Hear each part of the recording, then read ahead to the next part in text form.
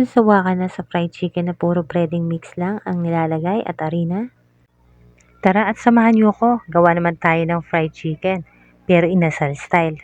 Bukod kasi sa hassle mag-ihaw, wala rin naman akong air fryer. At kita nyo naman ang juicy, di ba? At yan, simulan na nga natin. Maglalagay lang ako ng toyo. Tansyahan lang to ah. Pagkatapos maglalagay din ako ng bawang. Hinalo ko lang ng bahagya. Pagkatapos isusunod ko na rin ng paminta. Bali 2 paminta na powder ang nilalagay ko dyan.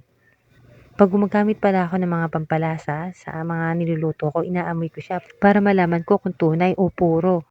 Naglagay din ako ng konting asukal. Adjust na lang kung gusto natin mas matamis pa, pero ako okay na yung kalahating kutsaritang asukal. Naglagay rin ako ng calamansi juice at 1 kutsarang ketchup. Optional lang yung paglalagay ng ketchup ah. Pero nag-e-enhance din siya ng lasa para sa ating fried chicken inasal. Pagkatapos ay minekos-mekos ko lang yan ng bagya, mga insan. At saka ako ipiprito na sa aking pamalakasang kawali. All around pan yan, ika nga. Lalagay ko nga lang yan, isa-isa. Bali kasi itong recipe na ito, matagal na itong inihahain sa amin ng mga bata pa kami. At habang piniprito nga, amoy na amoy mo talaga yung aroma niya, ay napakabango. At hahanguin ko na nga yung mga naluto na, saka ko ilalagay sa paper towel. Para masipsip yung excess oil. Ganyan lang po yung itsura niya, pero hindi yan sunog. Hindi rin yan mapait. At yung pinagmarinate na ng ating chicken, pakuluin lang natin ng bahagya.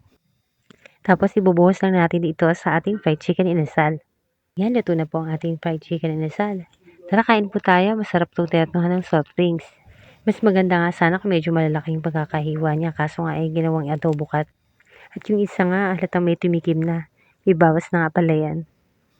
Sadyang meron na talaga nakaabang habang nagluluto ako. Ihanda na ang ating sinaing.